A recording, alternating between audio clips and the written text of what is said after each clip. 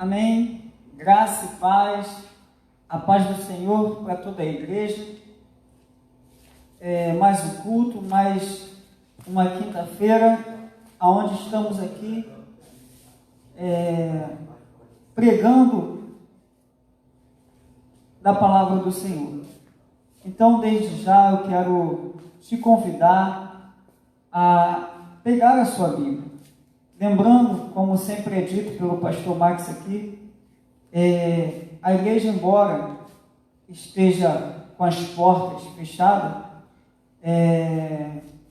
ela ainda assim se encontra em pleno funcionamento. Então, esse momento, que é o momento da palavra, a qual iremos falar um pouco da palavra de Deus, faça como se você estivesse aqui. Não converse com seu esposo, com seu filho, com sua esposa. Não saia nesse momento do cômodo que você estiver. Permaneça aí para ouvir o que Deus tem para falar a você nessa noite. Não vá ao banheiro, não faça comida nesse momento. Por alguns instantes, por algum momento, vamos um pouco receber o que Deus tem para nos dar, para nos oferecer nessa noite.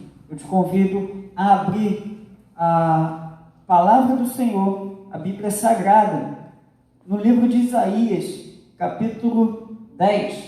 Livro de Isaías, capítulo 10.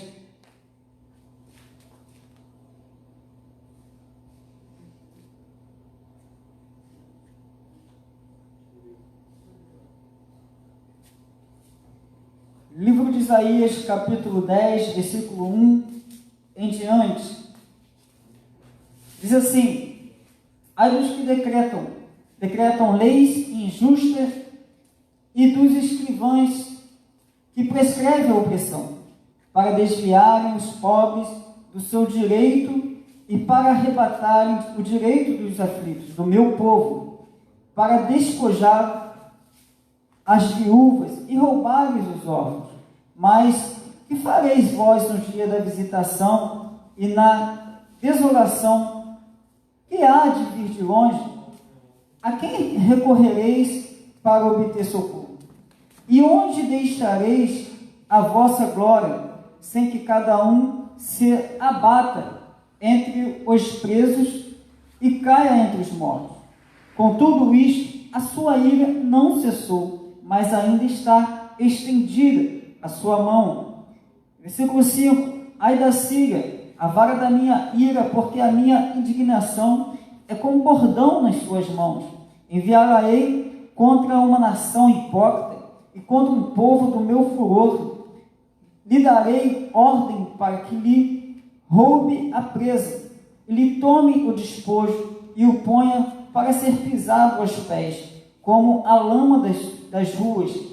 Ainda que ele não cuide assim, nem o seu coração assim imagine, antes no seu coração intenta destruir e de desarraigar não poucas nações. Versículo 8, porque diz: não são meus príncipes, todos eles reis? Não é calmo como Carquemes? Não é Amate como Arpade? Samaria como Damasco?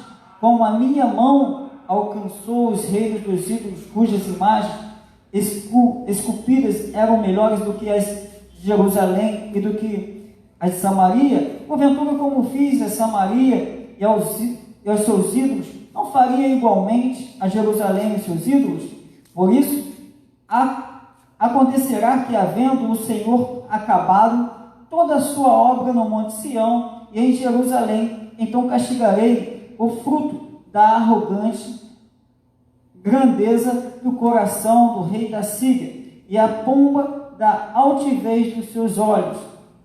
Versículo 13, portanto disse: com a força da minha mão o fiz, e com a minha sabedoria, porque sou prudente, e removi os limites dos povos, e roubei os seus tesouros, e como valente abati aos habitantes, e achou a minha mão as riquezas dos povos como a um ninho, e como se ajuntam os ovos abandonados, assim eu ajuntei a toda a terra, e não houve quem movesse a asa, ou abrisse a boca, ou murmurasse. Porventura gloriar-se-á o machado contra o que corta com ele, ou presumirá a serra contra o que puxa por ela, como se o bordão movesse aos que o levantam, ou a vara levantasse como não sendo pau? Por isso o Senhor dos Exércitos, fará definir os que entre eles são gordos,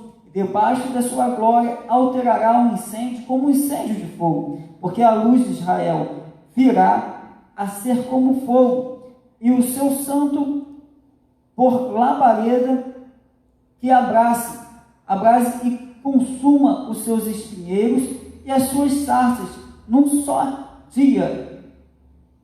Versículo 26, porque o Senhor dos Exércitos suscitará contra ela um flagelo como na matança de Midian junto à rocha de Horebe, e a sua vara estará sobre o mar, e ele levantará como sucedeu aos egípcios, e acontecerá naquele dia que a sua carga será tirada do teu ombro, e o seu jugo do teu pescoço, e o jugo será despedaçado por causa da unção. Já vem chegado a Aiate, já vai passando por Migron, e em Micmas deixa a sua bagagem. Feche seus olhos nesse momento. Senhor, meu Deus e meu Pai, eis aqui, Senhor amado, da minha vida.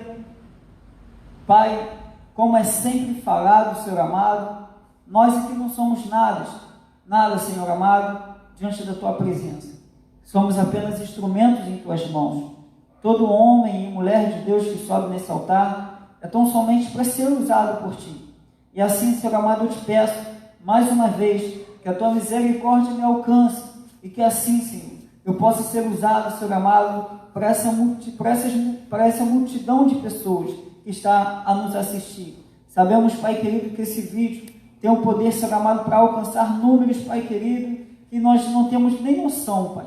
Por isso, Pai querido, usa-me, Pai querido, e serei usado por Ti. Capacita e serei capacitado por Ti. Enche e serei cheio de Ti. Deus, fala conosco nessa noite, é o que pedimos nesse momento. Amém. E graças a Deus. Toda pregação, quero deixar esse anúncio para você, toda pregação está no YouTube. Então, apenas você clicar lá e você vai ter a oportunidade de estar nos assistindo também no YouTube. Não esqueça, repasse essa informação, né? Repasse esse vídeo que com certeza pode abençoar vida nessa noite. Amém? Então, Isaías capítulo 10, que fala um pouco da ira de Deus. Acredito que você que me acompanha já ouviu algumas vezes eu falar que Deus se ira. Deus é amor, mas Deus também é fogo consumidor. Temos que deixar isso bem claro. E esse mesmo Deus que se ira é o mesmo Deus que tem misericórdia de todos nós. Talvez nós não estaríamos aqui pregando se não fosse a misericórdia dele sendo renovada dia após dia. Então nós entendemos que Deus ele se ira, mas também ama aquele que se arrepende. Ele aborrece e abomina todo o pecado. Então, como nós vemos aqui o povo, como a Bíblia Sagrada, as Escrituras relatam no capítulo 10 de Isaías, Deus autoriza, né, o rei da Síria a perseguir o povo de Israel, justamente por causa da sua idolatria, por causa que aquele povo naquela época, eles esqueceram da lei de Deus, eles esqueceram que eles deveriam seguir a vontade de Deus, eles esqueceram da promessa que Deus colocou para a vida deles. Então Deus, ao se irar, ele permite que o rei daquela época fosse contra ou de encontro aquele povo. E aquele povo, infelizmente, é assolado pela autorização de Deus. Mas a história vai dizer que o rei, ele começa a se gloriar por essa perseguição. Ele começa a dizer que ele faz e acontece, ele persegue, ele mata. Só que esse Deus a qual nós estamos pregando, a qual nós estamos falando, como eu falei, ele também é um Deus de misericórdia.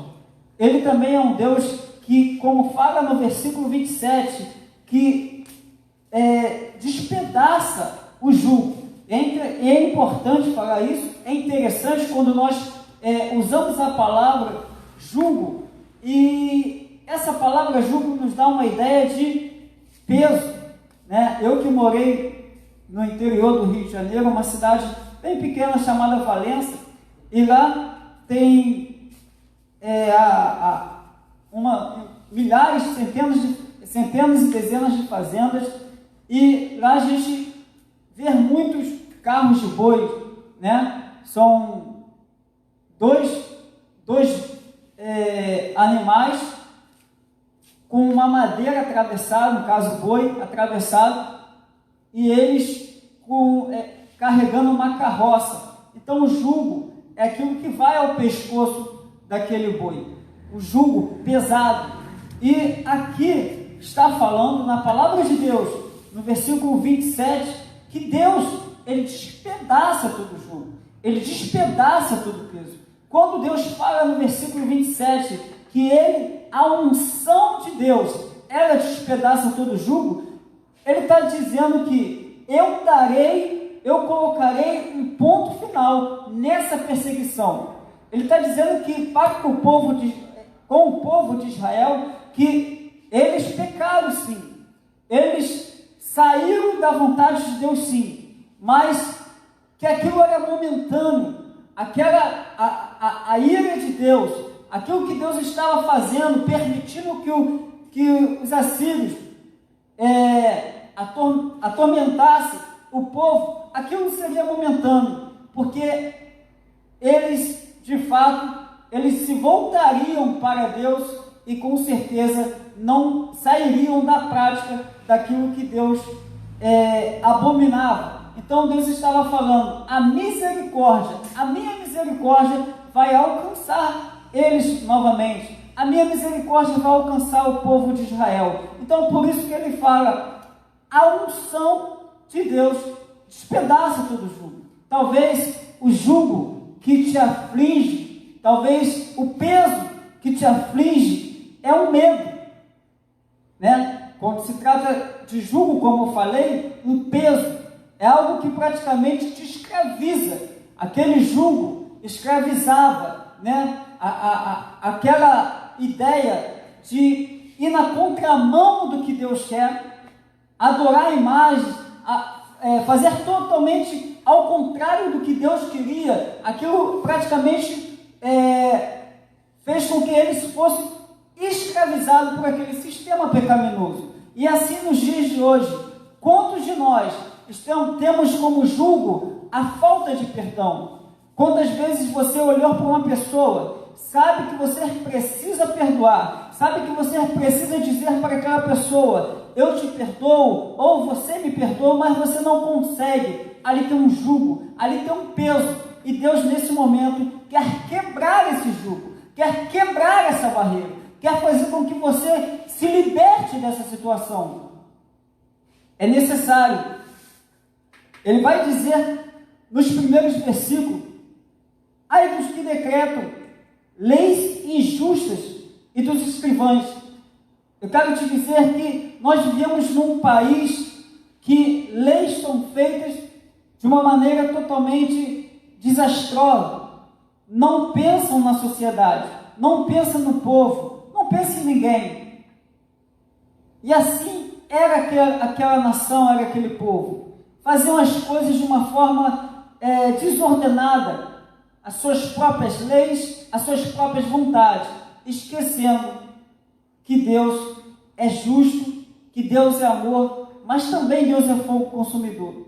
E assim como naqueles dias nós temos visto pessoas com jugo pesado, com pecado, pessoas que têm feito da palavra de Deus da igreja, das ovelhas, estão fazendo das ovelhas, dos nossos irmãos em Cristo, né? De todos em si, estão fazendo um peso. Infelizmente é triste, e assim eu abro um espaço para dizer a seguinte coisa: valorize o seu pastor, valorize o pastor da sua igreja, valorize a sua liderança, os pastores auxiliares que há na sua igreja. Por que eu falo isso? Porque muitas das vezes nós temos vistos, né, pastores itinerantes, pastores de fora, que vêm nas igrejas em si, né, pregam, mas não te dá o cuidado necessário. Muitas das vezes, esses pastores, esses homens de Deus, claro, eles muitas das vezes cobram uma fortuna para levar um remédio para você, que é a palavra de Deus. Isso tem sido um jugo, isso tem sido um peso para as igrejas. Isso tem sido realmente um peso para muitos de nós. Eu lembro que ainda dirigindo a juventude aqui na igreja, eu fiz um convite a um desses pastores renomados, a um desses pastores dessas igrejas grandes. Infelizmente eu fiquei triste, porque o que foi cobrado, nós não tínhamos para pagar. Esse jugo que foi nos colocado, esse jugo que foi me colocado, eu só consigo te trazer para abençoar a minha igreja se eu te pagar tanto. Esse jugo foi quebrado. A palavra de Deus é de graça para você.